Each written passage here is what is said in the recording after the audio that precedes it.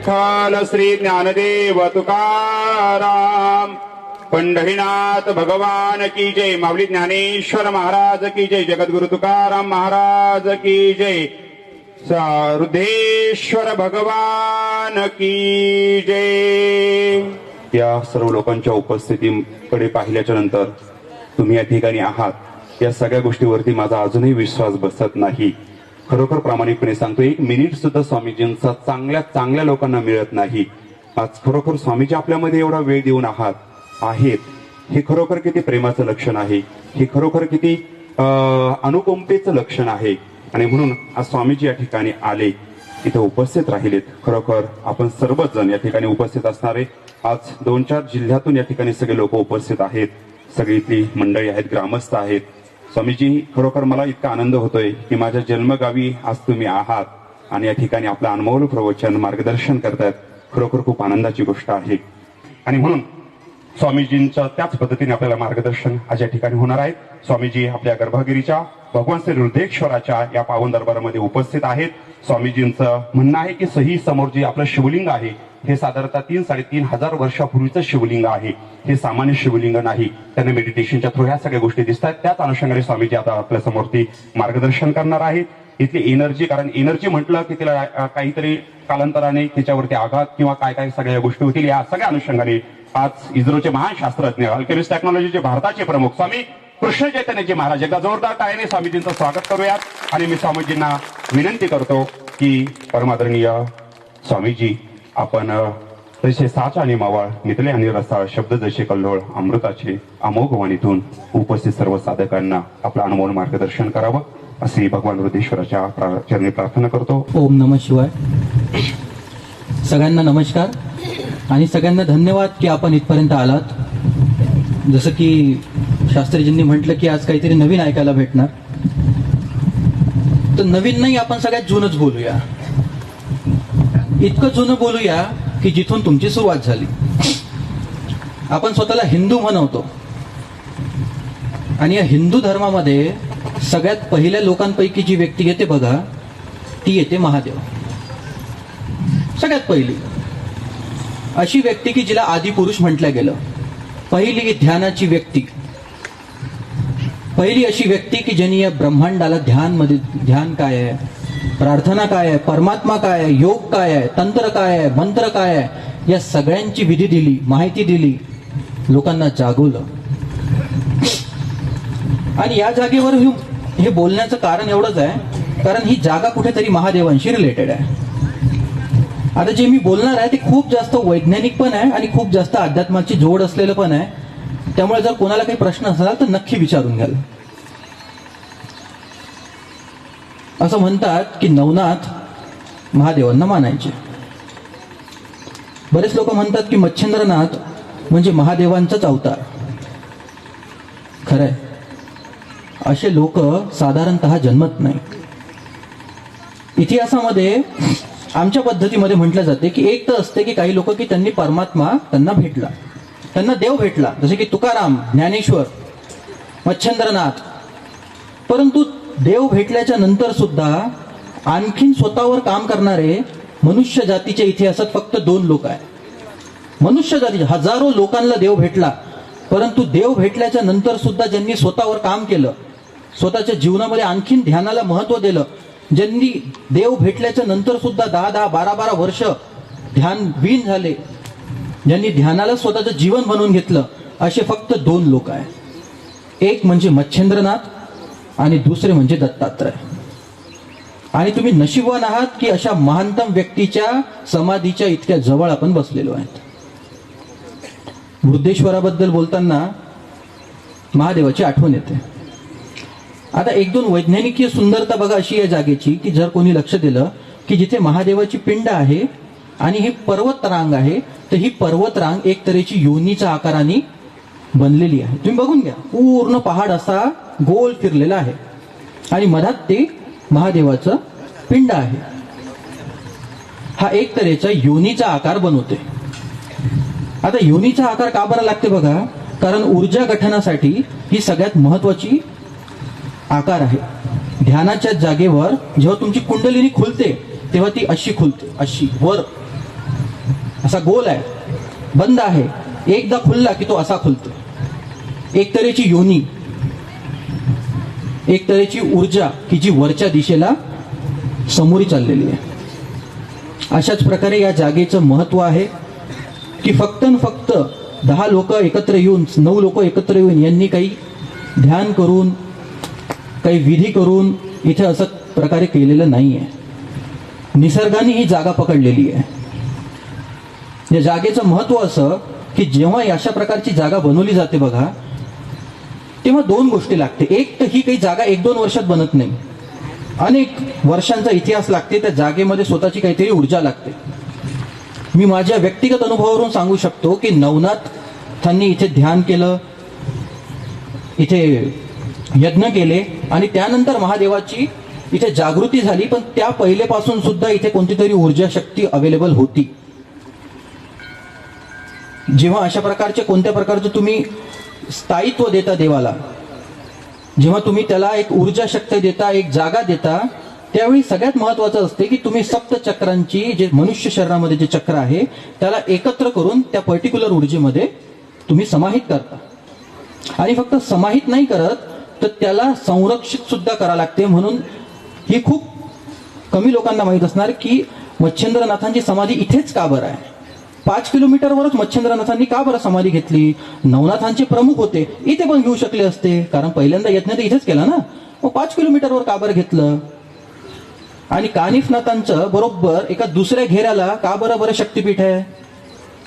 याचं कारण एवढंच आहे की जेव्हा अशा प्रकारची ऊर्जा बोलवली जाते, एवढं मोठं महादेवाचं काम केलं जाते, तर महादेवाचं काम सांभाळण्यासाठी, ती ऊर्जा शक्ती सांभाळण्यासाठी तुम्हाला 2 जागा लागतात की ते वर्तुळ पूर्ण झालं पाहिजे. ती एनर्जी जी आहे, ती ऊर्जा जी आहे, ती चक्रानुभूत त्या जागेवर नेहमी अवेलेबल असली पाहिजे, जागरूक राहिली पाहिजे ती जागा.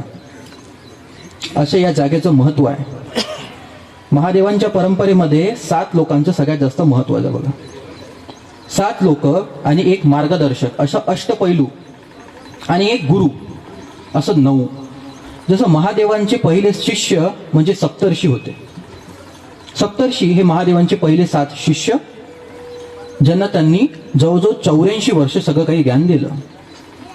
आणि या सप्तर्षींना मदत म्हणून विश्वामित्र, सप्तर्षी उत्तराधिकारी, सप्तर्षींना दिशा दाखवणारे, मदत करणारे विश्वामित्र, हे झाले 8 जण आणि महादेव स्वतः मिळून झाले 9. तर ही 9ची परंपरा नवनाथांमध्ये सुद्धा जशीच्या तशी झालेली आहे. म्हणून तुम्ही म्हणाल की शैवीय परंपरेमध्ये हे पूर्णच्या पूर्ण ट्रान्सफर होते. महादेवांनी पण तेच झालं आणि इथे पण तेच झालं. नवनाथांनी एवढ्या मोठ्या प्रमाणावर काम केलेलं आहे आध्यात्मिक जगतामध्ये की ज्याची डंका अख्ख्या जगात वाजतो. आणि ते विज्ञान आहे शाबरी विज्ञान, शाबरी ज्ञान.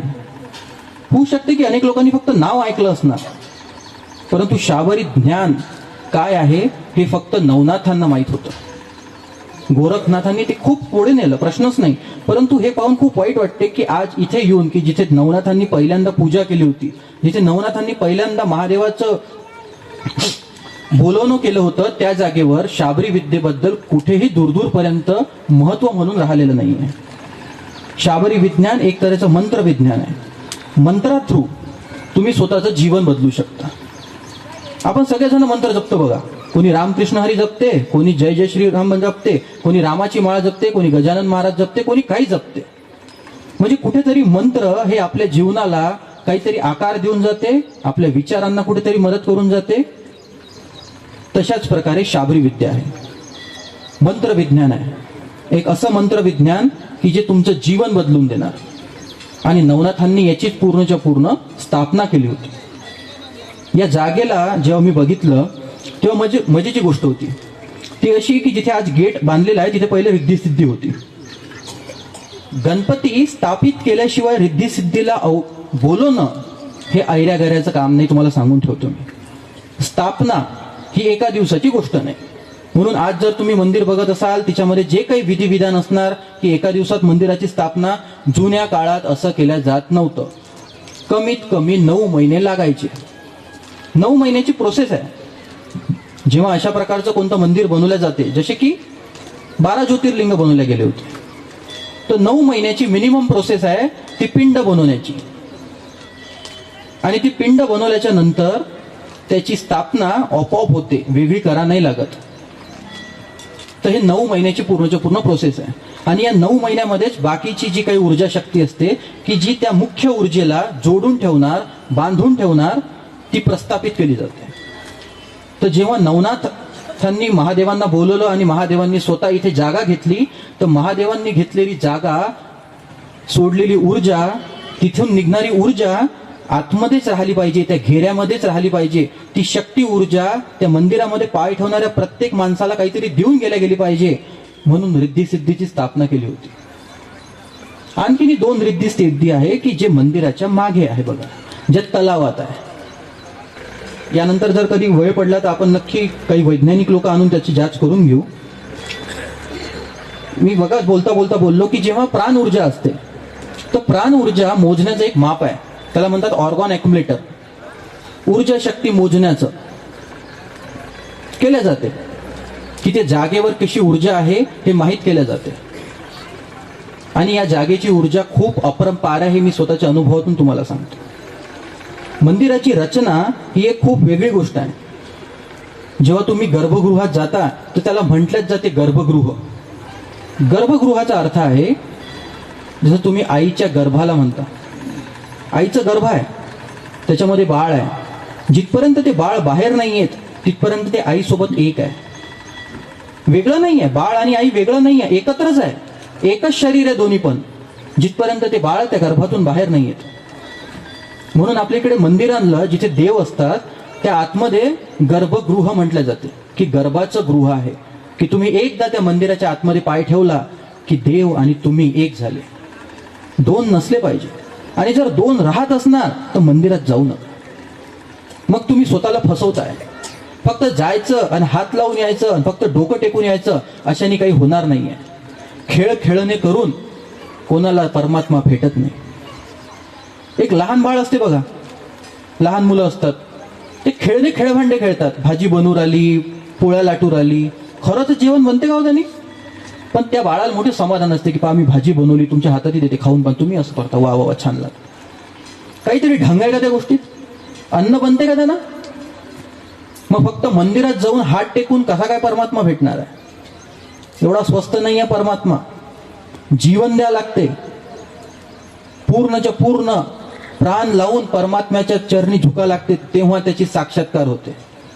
तो बोलण्याचा खेळ नाहीये, तो काही बस असं नाहीये की आले गैरे अशातलं नाही होणार.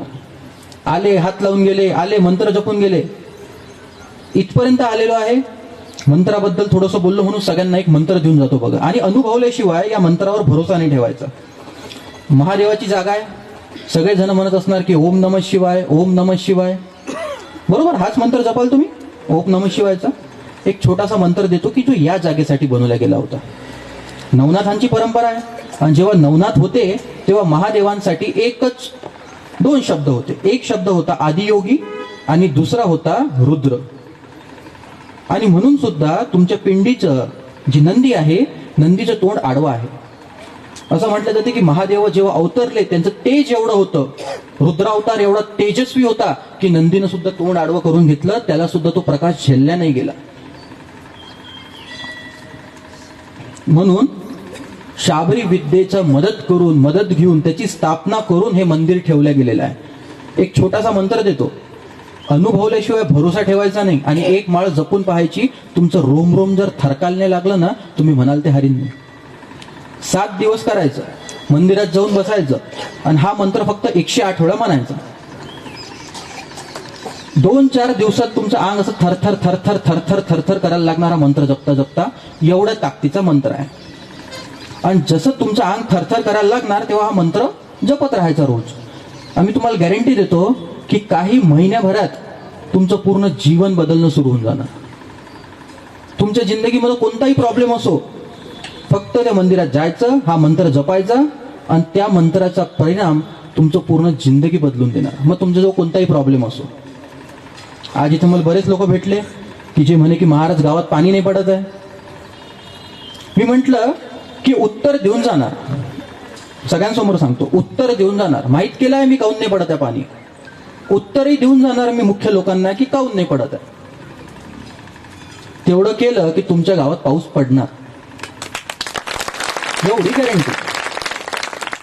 उपाय देऊन जाणार. इथपर्यंत आलेलो आहे, कोणाला निराश नाही करून जाणार. तर दोन गोष्टी आहे. एक, पावसाचा प्रॉब्लेम, ते मी सोल्युशन देऊन जाणार. दुसरा, अनेक लोकांच्या जीवनात अनेक समस्या आहे, म्हणून एक मंत्र देतो. या मंत्राला अनुभवल्याशिवाय भरोसा ठेवायचा नाही, हे पहिलेच सांगून आलेलो आहे. दुसरी गोष्ट, तुमच्यापर्यंत हा मंत्र आलेला आहे म्हणून तुम्ही स्वतः घरी गेल्यावर तुमच्या मुलांना बाळांना द्यायचा नाही. कारण गुरु शिष्य परंपरेतून आलेला मंत्र आहे. जिथपर्यंत तेवढ्या ताकदीचा माणूस स्वतः तुम्हाला तो मंत्र सांगणार नाही, तो मंत्र काम करणार नाही. जे लोक हा मंत्र ऐकून राहिलेले आहेत त्यांच्यासाठी 100% करणार. कोणत्याही तऱ्हेनं करा. तुम्हाला अनुभव येणार म्हणजे येणार. अनुभव नाही आला तर म्हणायचं की महाराज भडवा होता, कामाचा नव्हता, गोष्टेल होता. पण अनुभव येणार, परंतु तुम्हाला येणार. बाहेरचं कोणाला तुम्ही हा मंत्र सांगितला त्याला अनुभव नाही येणार. बघा, काही नाही, आंघोळ झाली, कोणतेही कपडे घाला, महादेवाच्या मंदिरात जायचं, गर्भगृहात जायचं, बाहेरच्या कट्ट्यात नाही बसायचं. गर्भगृहात जायचं, महादेवाच्या पिंडील पाहायचं आणि ओम ह्रीम आदिपुरुषाय नमः, ओम ह्रीम आदिपुरुषाय नमः, एकदा म्हणून घ्या. ओम ह्रीम आदिपुरुषाय नमः. हा मंत्र फक्त 108 वेळा जपायचा आहे. पिंडील पाहत हा मंत्र जपायचा. 2-4 दिवसामध्ये तुम्हाला थरथर थरथर होणं सुरू होऊन जाईल. होऊ शकते की कोणाला 1-2 दिवसात जबान जी आहे, जे शब्द आहे ते असं होणार. जर तुमची जबान हालायला लागली तर समजून घ्यायचं की ह्या मंत्राने काम करणं सुरू केलेलं आहे. तुम्हाला जीवनात काहीही पाहिजे असणार, काहीही, या मंत्राचं अनुष्ठान घ्यायचं. 21 दिवसाचं किंवा 11,000 मंत्रांचं म्हणायचं की 11,000 मंत्र 8 दिवसात जपणार, 5 दिवसात जपणार आणि मंदिरात जाऊन करायचं. जादुई मंत्र आहे बघा, माझा नाही आहे, नवनाथांचा आहे. याच मंत्रांच्या जोरावर महादेवाला तिथं बोलवलेलं आहे. त्याच्यामुळे मंत्र खाली जाणार नाही. जेव्हा पिंड जमिनीतून निघत होती ना, तेव्हा याच मंत्रांचा उद्घोष केला गेला होता. कारण पहिला नाव महादेवाल आदियोगी आहे, आदिपुरुष आहे. त्याच्यामुळे त्याच्या नावावर ह्रीम बीजाक्षराचा वापर करून जेव्हा तुम्ही या मंत्राची स्थापना कराल, जेव्हा हा मंत्र म्हणाल, तेव्हा हा मंत्र जादू करून जाणार तुमच्या जीवनात. आणि जादू काही फक्त मंत्रांनाच होते असं नाही. कधीपर्यंत हा मंत्र जपाल या गोष्टीवरही थोडं लक्ष ठेवा. हा मंत्र तुम्हाला काही गोष्टी देऊ शकते, पण माणूस म्हणून तुम्हाला नाही बदलू शकत. असं नाही होऊ शकत की तुम्ही उद्यापासून एकदम आनंदी राहणं सुरू कराल. त्याच्यासाठी तुम्हाला स्वतःवर काहीतरी मेहनत घेणं आलं. महादेवांच्या जागेवर बसून जर मन शांत नसणार होत तर काही फायद्याची गोष्ट नाही आहे बघा. जर नवनाथांच्या जागेवर बसून, की ज्यांना अख्खं जग मानते, जर तुम्ही उत्तर भारतात गेलात की नाही, उत्तर प्रदेशात जर गेलात तर गोरखनाथाच्या नावाखाली पागल आहे लोक. कुठेच गंमत न करालो मी, एकदा जाऊन पहा. गोरखनाथांच्या नावाखाली पागल आहे लोक. एवढं त्या माणसानं काम करून ठेवलेलं आहे, एवढं त्या माणसाची हस्ती आहे, एवढं त्या माणसाने स्वतःवर ताबा मिळवलेला होता. योगा म्हणू नका, तंत्र म्हणू नका, मंत्र म्हणू नका, जादू म्हणू नका, अशी कोणतीही गोष्ट नव्हती की जो तो माणूस करू नव्हता शकत. महादेवांचं अस्तित्व हृदयामध्ये साठवून ज्या माणसानं पूर्णच्या पूर्ण भारत फिरला, असा माणूस तुमच्या गावातून जाते. आणि तरी जर तुमचं मन अशांत राहत असणार तर मग गोष्टच वेगळी. मग तुम्हाला कुठेतरी स्वतःवर काम करण्याची गरज आहे. कधीपर्यंत मंदिराच्या पायऱ्या गुंडाळाल, अख्खं जीवन गेलं पण परमात्मा काही भेटला नाही बघा. डोक्यावरचे काळे केस पांढरे झाले, केस गेले, टोप्या आल्या, तरी मन काही शांत झालं नाही कोणाचं. पण जर मन शांत नशीन होत तर परमात्म्याच्या जवळ जाऊन काही फायदा नाही. मग मंदिराच्या चक्रा लावून काही फायदा नाहीये. मी तुम्हाला म्हणतो की हजारो लोक इथं आले असणार, हजारो लोक तुम्हाला म्हटले असणार, पण तरी तुम्ही काही ऐकत नाही. हजारो सिद्धांना तुम्हाला सांगितलं की कधीपर्यंत या जीवनात अटकाल, कधीपर्यंत तेच ते खेळ खेळाल, कधीपर्यंत तुम्ही स्वतःला फसवाल. जरा अंदाज घ्या की तुमचे सगळे नाते, सगळे गोते, सगळे खोटे आहे. तुम्ही अर्ध्या लोकांसोबत यासाठीच संबंध ठेवता की कधीतरी कामात तर पडीन, जाऊ दे ना भाऊ. असा कोण बरा आहे तुमच्या जीवनात की जो खरा आहे? आणि खोट्याच्या जगतात राहता राहता तुम्ही सुद्धा स्वतःला विसरून बसलेले आहे. कोणीतरी काहीतरी चाहते म्हणून आपण तसंच करायचं. एका नर्सरीच्या पोराला तुम्ही सांगता की बेटा अभ्यास कर, सगळं पडलेलं आहे याच्यामध्ये, जसं अभ्यास केल्यानं परमात्मा भेटणार आहे. 8वीच्या पोराला तुम्ही सांगता की 10वी गेली की टेन्शन नाही, 10वीच्या पोराला सांगता की 12वीचं वर्ष म्हणजे परमात्म्याचं वर्ष जणू. निघाला की जिंदगी सेट. कायची सेट?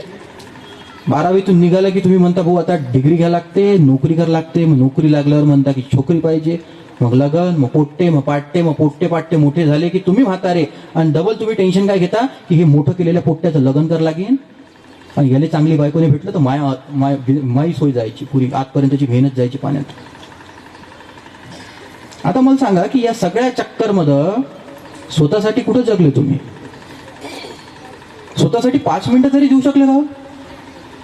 कोणा दुसऱ्याला नका विचारू हा प्रश्न, स्वतःला विचारा की का तुम्ही स्वतःसाठी 5 मिनिटं तरी जगले? आणि स्वतःसाठी 5 मिनिटं जगणं म्हणजे काय? दारूची बॉटल हातात घेऊन बसणं नाही ना, बायांसोबत बसून घराच्या चुगल्या करणं नाही नवऱ्याची की बाई माया नवरा तर असंच आहे. माणूस दुसरा प्रकार पकड, माणूस पकडते दारूची बॉटल, बाई पकडते दुसऱ्या बाया. ही बाई चुगल्या सुरू करते की बाई माया नवरा असा, मै ससू अशी, मै हे अशी. माणूस म्हणते कोण कोण आहे रे भात में? दारूची बॉटल वर गेली 100 लोक हाजीर. दारू पिले की टेन्शन नाही, डोक्यातले विचार शांत होते ना. दारू सुटत नाही. अनेक लोक येते माझं म्हणते महाराज दारू सुटत नाही. कशी सुटणार? कारण दारू तुमचं डोकं शांत करते ना. काऊन नाही पिणार माणूस? बायको घिनघिन करते ना घरात, घिनघिन शांत करण्यासाठी तो बिचारा दारू पिते. मग असं काय केलं जाईल की तो पहिलेपासूनच शांत असेल? का असं काही केलं जाऊ शकते की त्याचा स्वतःवर एवढा ताबा असेल की त्याचं मन, त्याची बुद्धी, त्याचं वागणं, त्याचं बोलणं त्याच्या हातात असेल?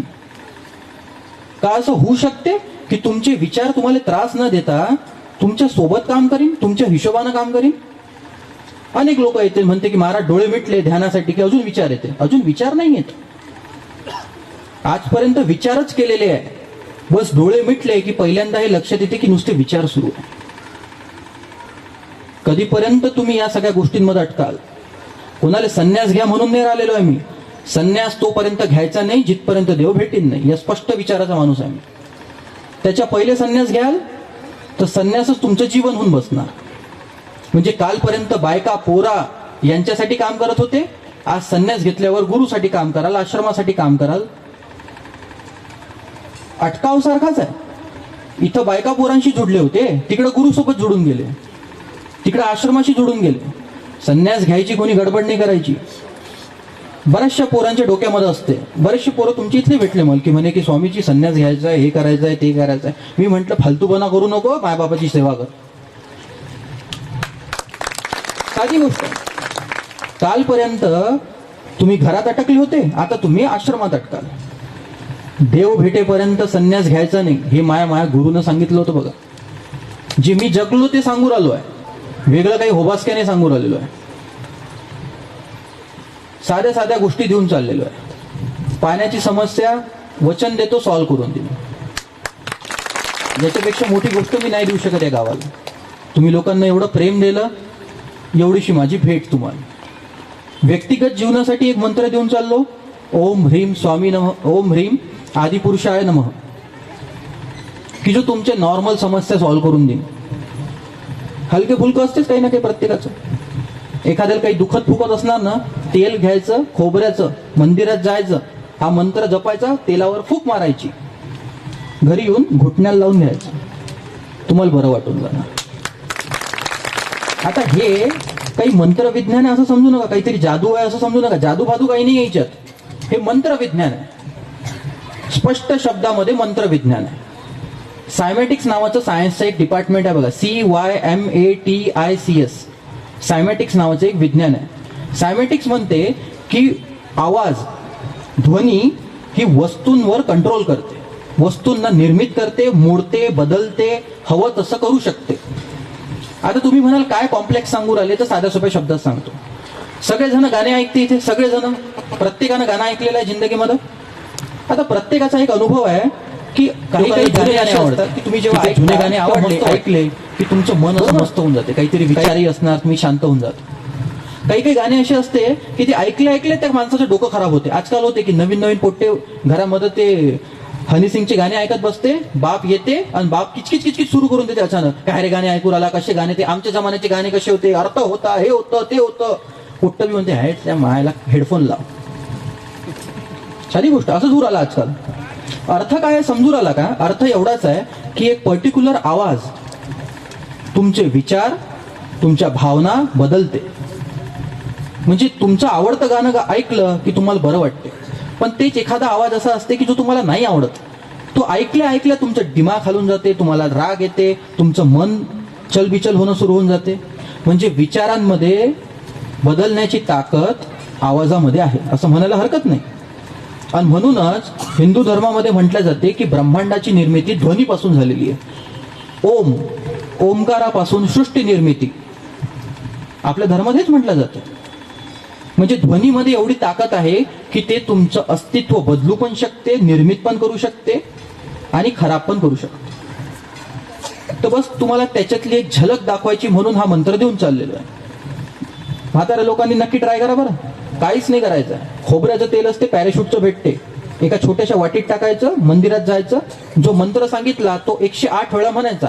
108 वेळा म्हटल्याच्या नंतर त्या तेलावर फूक मारायची आणि ते पायाला हाताला जर काही दुखत असणार तर लावून घ्यायचं.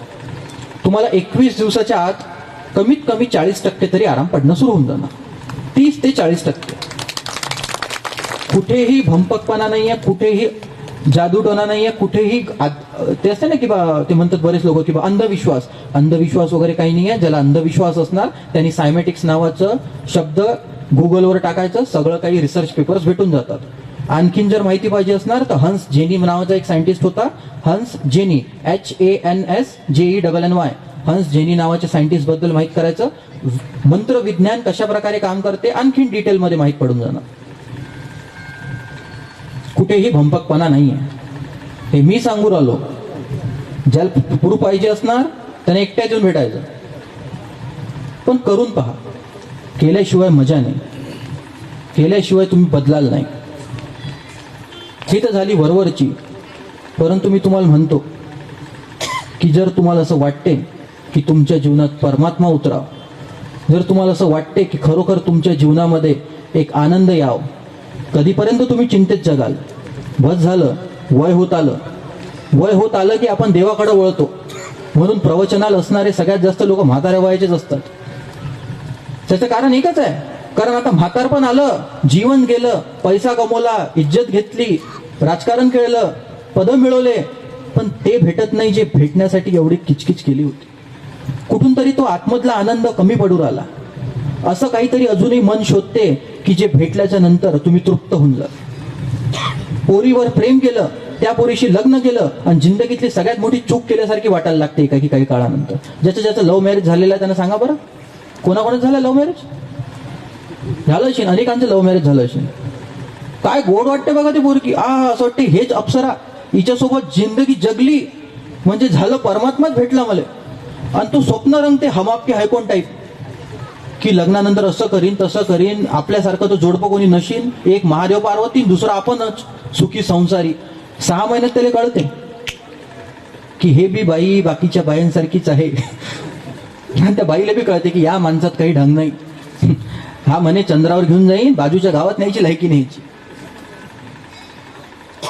इच्छा एवढ्या केल्या की त्या इच्छाच तुमच्या गळ्याचा फांद होऊन बसलेला आहे. जिंदगीमध्ये एवढा विचार केला की तुम्ही जीवन जगणं विसरले. अतिबुद्धीचा वापर तुमच्या जीवनाचं सगळ्यात मोठं विष आहे. बुद्धीचा वापर करा, बुद्धीकडून वापरला जाऊ नका. ज्याला असं जगायचं असेल त्यानं माझ्यासोबत जुडायचं. अनुभव आल्याशिवाय परमात्मा नाही बघा. अनुभव एक मात्र खात्री, पुस्तक वाचून काही भेटत नाही. तुमचं बुद्धी वाढणार आणि बुद्धी तुम्हाला नरकात नेणार. तुमचे धर्मग्रंथ वाचून काही भेटणार नाही जिथपर्यंत तुमच्याजवळ असा माणूस नसणार की ज्यानं ते धर्मग्रंथ स्वतःच्या जीवनात आणलेला आहे. पुस्तक वाचतो आपण, असे अनेक लोक पाहिले मी की ज्यांना भगवद्गीता पाठ करून ठेवली आहे. अरे मिठ्ठू करते ते पाठ, माणसाला बुद्धी आहे ना, पाठ कायले करायला लागते? भगवद्गीता जीवनात उतरवण्याचं राहिलं हो. पाठ करून ठेवलं, एकूण एक ओळ पाठ आहे महाराज. अरे पोपटी काम करते रे ते, 2 वर्ष शिकवलं की असं वेगळं काय केलं? बरं, ज्याला भगवद्गीता पाठ आहे त्याचं जीवन असं काय वेगळं दिसते तुमच्यापेक्षा? त्याच वासना, त्याच इच्छा, त्याच आकांक्षा. होऊ शकते की तुम्ही 10,000साठी काम करता, तो ₹1,00,000 करू आला. होऊ शकते की तुमची इच्छा असणार की बाई आपलं पोरगं चांगलं राहिलं पाहिजे, आपली पोरगी चांगली राहिली पाहिजे, आपल्याला पैसा भेटला पाहिजे, आपलं घरदार झालं पाहिजे. आणि ज्यानं भगवद्गीता वाचून घेतलेली आहे, जो या भगव्या कपड्यात किंवा आणखीन काही करू राहिला, त्याची इच्छा असणार की आश्रम टाकाव, करोडो रुपये छापाव, लाखो भक्त बनवाव. काय फरक आहे? इच्छा वेगळी आहे म्हणून माणूस नाही बदलत. ज्याला जिंदगी जगायची असणार त्यानं हे समजण्याची गरज आहे की बुद्धीच्या तलावरून हटून हृदयाच्या जवळ जाण्याची गरज आहे. तुमचा परमात्मा तुमच्या आतमध्ये आहे. तुमचा देव ज्याला तुम्ही हजारो जन्मांपासून बाहेर शोधून आलेले आहे, तो तुमच्या आतमध्ये आहे. शोधून शोधून थकले असाल, आता तरी डोकं टेकवा. आता तरी समजून घ्या की परमात्मा बाहेर भेटणार नाही. मूर्तींमध्ये शोधला, ग्रंथांमध्ये शोधला, लोकांमध्ये शोधला, कोणत्या तरी महाराजाचा फोटो टांगला म्हणजे रोज तुमचं काहीतरी भलं होईल असं समजू नका. तुम्हाला व्यक्तिगत जीवनात स्वतः काहीतरी करण्याची गरज आहे. स्वतःला काहीतरी महत्व द्या आणि 5 मिनिटं तरी स्वतःच्या जिंदगीसाठी द्या. जो 5 मिनिटं स्वतःच्या जीवनाला देऊ शकला आणि मायावर थोडा भरोसा ठेवू शकला, मी तुम्हाला वचन देतो की 6 महिन्यात तुम्ही एक वेगळी व्यक्ती असाल. याच्यापेक्षा बाहेर एक साधू, एक संन्यासी तुमच्यासाठी काही करू नाही शकत. पण तुमचं काहीतरी लागणार बघा. तुमचे 5 मिनिटं 10 मिनिटं त्याला लागणार, नक्की लागणार. आणि 10 मिनिटं म्हणतो, 1 घंटा नाही म्हणत आहे. 1 घंटा मागितला की समजून घ्यायचा काही ढंगाचा विषय नाही आहे. कारण 1 घंटा तुम्ही करू शकाल नाही आणि मी म्हणणार 1 घंटा गेला का, तुम्ही म्हणाल नाही 55 मिनिटं. अरे हट, 55 मिनिटांत थोडे काही होते. 1 घंट्यानंतर खरी प्रक्रिया सुरू होते असं म्हणणारे समाजामध्ये खूप सारे लोक आहेत. सांभाळून घ्या. परमात्मा प्रत्येक वेळी बोलू राहिलेला आहे. मी तुम्हाला निमंत्रण देतो या गादीवरून की जल परमात्म्याची आस असणार, जल परमात्म्याचा मार्ग पाहिजे, जल परमात्म्याची सत्ता पाहिजे, जल परमात्म्याला अनुभवायचा आहे. ज्यानं ठरवलेलं आहे की परमात्मा एक मात्र त्याच्या जीवनातला उद्देश आहे, ज्यांनी हे नक्की केलं की परमात्म्याशिवाय थांबणार नाही, जिथपर्यंत त्याला पाहणार नाही, जिथपर्यंत त्याच्यासोबत एक होणार नाही, तिथपर्यंत जीवनामध्ये थांबणार नाही. ज्यानं अशा प्रकारचा निर्धार करून घेतला आहे, ज्यानं हे ठरवलं आहे की प्रत्येकाच्या जीवनामध्ये, माझ्या व्यक्तिगत जीवनामध्ये हे जीवन असं असलं पाहिजे की मी बाहेरूनही सगळं जगू राहिलो आणि भीतर एक परमानंदाची दशा अनुभवू राहिलो. ज्याला तुकाराम म्हणून जगायचं असणार की बायका पण आहे, पोरं पण आहे, संसार पण आहे, पैसा पण आहे, लत्ता पण आहे आणि भीतर विठ्ठल बसलाय. अरे विठ्ठलाला सोडलं तरी विठ्ठल मला सोडत नाही, अशी गत जल स्वतःची करायची असणार, अशा पदावर जल जायचं असणार, त्यानं आणि फक्त त्यानंच आपल्याजवळ येऊन 10 मिनिटं घ्यायची. भंपक गोष्टी करायच्या नाही. कारण असे हजारो लोक तुम्ही पाहिले असणार, हजारो प्रवचनात तुम्ही गेले असणार आणि हजारो लोकांच्या चरणी तुम्ही डोकं टेकवलं असणार. काही होत नाही बघा, काहीही झालेलं नाही. जसं मी म्हटलं की काळ्याची केस पांढरी झाले, पांढऱ्या केसावर टोपी आली, काहीही झालेलं नाहीये. हजारो महाराजांच्या आजपर्यंत आपण पाया पडलो, काहीही होत नाही. कोणाच्या पाया पडल्यानं काही होणार नाही, कोणत्या मूर्तीच्याही नाही, महाराजाच्याही नाही. तुम्हाला व्यक्तिगत जिंदगीमध्ये थोडीशी तरी मेहनत घ्यावी लागणार. ज्याला परमात्मा हवा असणार तो माझ्यासोबत जुडू शकतो. आणि वचन देतो, अनुभवाशिवाय माझ्यावर भरोसा ठेवायचा नाही. आणि ज्यानं माझ्यावर भरोसा ठेवला तर परमात्मापेक्षा खाली मी उतरू देणार नाही. मग तुमच्या जिंदगीतली जिंदगी जबाबदारी माई, आध्यात्मिक पथाची जबाबदारी माई, पण तुम्हाला व्यक्तिगत मेहनत घ्यायला लागते. जर अशी हिंमत असणार तर अध्यात्माच्या पथावर समोर जायचं, तरच विठ्ठलाचं नाव घ्यायचं, नाही तर सरळ पैसा कमवायच्या मागे लागायचं. स्वतःला फसवू नका.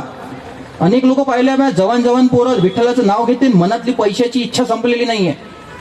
मनात तर अशी इच्छा आहे की कोट्यावधी कमवतो, डॅन ब्रिझलियन बनतो, रोल्स मध्ये फिरतो, पोरी नाचवतो, ह्या मनातल्या इच्छा आहे. पण समाजा खातीर भगवा घालायला तयार आहे, कारण इज्जत भेटते. काय कराल त्याचं? जे करायचं ते पूर्णत्वानं करा. जर बाहेर जगायचं असणार तर बाहेर जगून घ्या, परमात्म्याचं नाव नका काढू. आणि जर भीतरच्या जगामध्ये जगायचं असणार तरी पूर्णत्व द्या. 10 मिनिटं मागतोय, 10 मिनिटं पूर्ण द्या.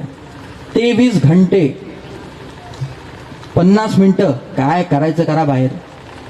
मी कधी नियमावली देत नाही, चांगलं खराब सांगत नाही, हो बस काय करत नाही. त्याच्यामुळे माई गोष्ट पटायला मोठी कठीण आहे. जर मी इथं येऊन सांगितलं असतं की हे चूक, हे बरोबर, दारू पिणं चूक, फलाना, मी म्हणतो काहीही करा, दारू प्यायची दारू प्या, जुगार खेळायचं जुगार खेळा, भांडायचे भांडा, तमाशे करायचे तमाशे करा, शिव्या द्यायच्या शिव्या द्या. कोणत्याच गोष्टीनं तुमच्यातला परमात्मा मरत नाही. तो मरते फक्त तुमच्या लक्ष न दिल्यामुळं. आता जर तुम्ही लक्ष द्यायला तयार असाल, त्याला जागृत करायची इच्छा असणार, तर मग आपण समोरचं बोलू.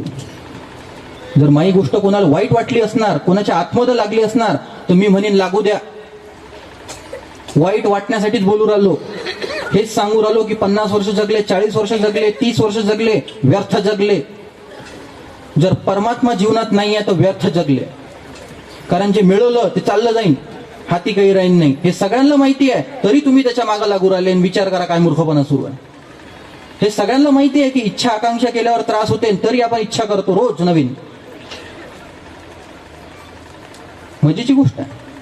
माहिती आहे की आग आहे, तरी आपण हात देतो, अरे जाळूनच पाहतो म्हणतो, आणि जळू राहिला, काहीच नाही राहिलं, हड्ड्या राहिल्या, तरी हात काढायला तयार नाही, कारण त्याची ऊब आता गोड वाटायला लागली. समस्या आहे, माणसाला समस्या सुद्धा आवडायला लागल्या आता. कुठंतरी त्याच्यापासून सुद्धा प्रेम झालेलं आहे. हे तसंच आहे जशी किटकिटी बायको.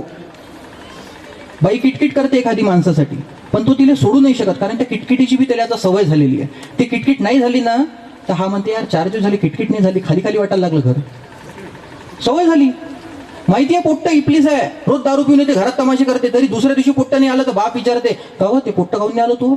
माहिती आहे घरात आल्यावर तमाशा करणार लेगाचं, पण सवय झाली. त्या दारोड्या पोट्ट्याची बी सवय झाली. अशाच प्रकारे झालाय.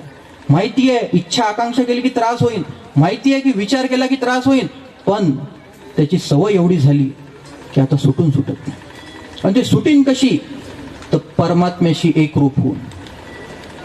जेव्हा विठ्ठल तुमच्या जीवनात उतरणं सुरू करीन, जेव्हा महादेव स्वतःचं त्रिशूल तुमच्या छातीत खुपचीन आणि स्वतःचं नाव तुमच्या हृदयावर लिहीन, तेव्हा त्याची कमीपणा होईल. आणि ते रात्रीत होत नाही. ते काही जादू नाही आहे की धडकन बटन दाबलं लाईट लागला. वीज बनवल्या सुद्धा किती मेहनत लागते हे वीज बनवणाऱ्या माणसाला विचारा. हे तसंच आहे. थोडीशी मेहनत स्वतःवर घ्या लागेल. स्वतःचं जीवन थोडं तरी परमात्म्याच्या चरणी ठेवा लागेल. आणि जर ठेवू शकाल तर मग आणि तरच मी म्हणणार की तुम्ही वृद्धेश्वरामध्ये राहण्याचे पात्र आहे. महादेवांच्या चरणी राहून जर खाली मेले तर व्यर्थ जगले. आता हे ठरवा की खरोखर महादेवासारखं जगायचं आहे, महादेवासोबत एकरूप होऊन जगायचं आहे, की मूर्खपणा करत तसंच चाललं जायचं आहे आणि पुन्हा नर्सरीपासून सुरू करायचं आहे पुढच्या जन्मात. इतकं बोलून माझे 2 शब्द संपवतो. धन्यवाद. श्री ज्ञानदेव तुकाराम पंढरीनाथ भगवान की जय. माऊली ज्ञानेश्वर महाराज की जय. जगद्गुरु तुकाराम महाराज की जय. मच्छिंद्रनाथ भगवान की जय. कानिपनाथ महाराज की जय. मोठा देवी की जय. वृद्धेश्वर भगवान की जय. सद्गुरु रघुनाथ महाराज की जय. ओम शांती शांती.